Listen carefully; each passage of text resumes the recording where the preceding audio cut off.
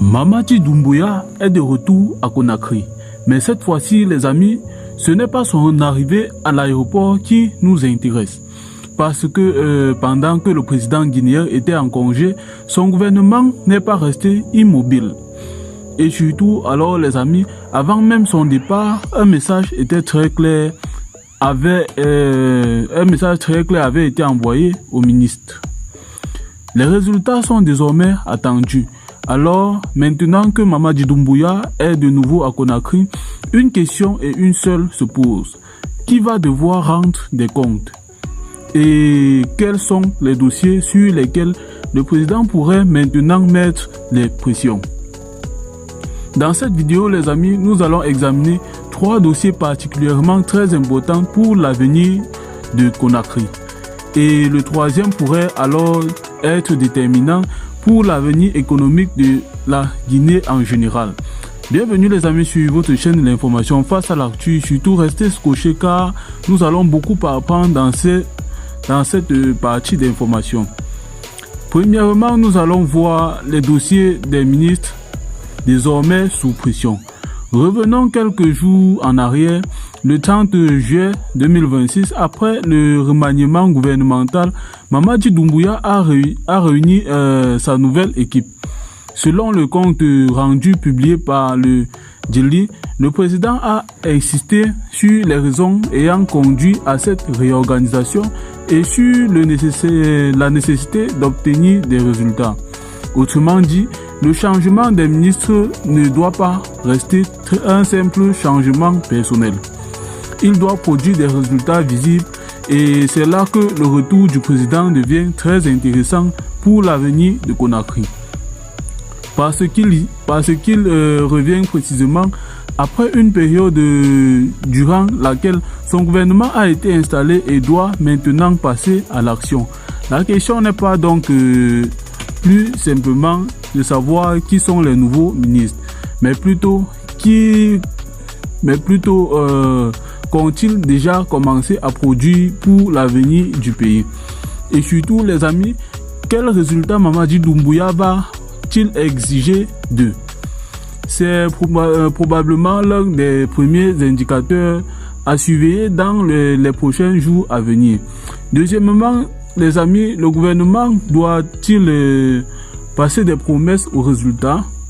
Le mot qui revient dans cette nouvelle séquence est très simple, les amis. Il s'agit des résultats.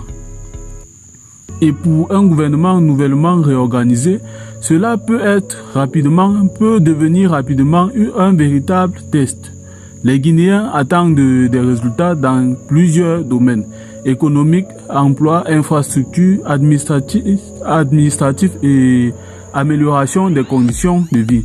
Mais il faut faire très attention les amis, il ne faut pas inventer une quelconque sanction ou annoncer un nouveau remaniement sans confirmation officielle.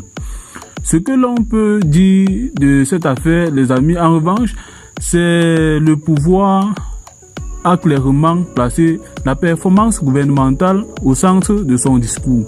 Et maintenant que le président est revenu à Conakry, les prochaines réunions et décisions officielles seront particulièrement très intéressantes à suivre, parce qu'un gouvernement peut être présenté comme nouveau. Mais ce soir encore, ce sont ces résultats qui finiront par déterminer la perception de son efficacité. En troisième position, les amis, nous allons parler de l'histoire de Simandou 2040. Et voici probablement le dossier le plus intéressant de cette histoire qui est Simandou. Ce projet occupe une place très importante dans la stratégie économique de la Guinée. Fin juillet, le gouvernement avait notamment restitué les conclusions d'une retraite stratégique consacrée au méga projet du grand programme Simandou 2024.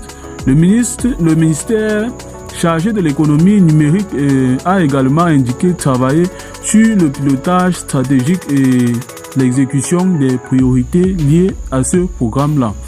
Pourquoi est-ce donc très important, les amis? Parce que Simandou ne concerne pas uniquement l'exploitation minière. La grande question est donc celle de la transformation de ces ressources en développement économique réel.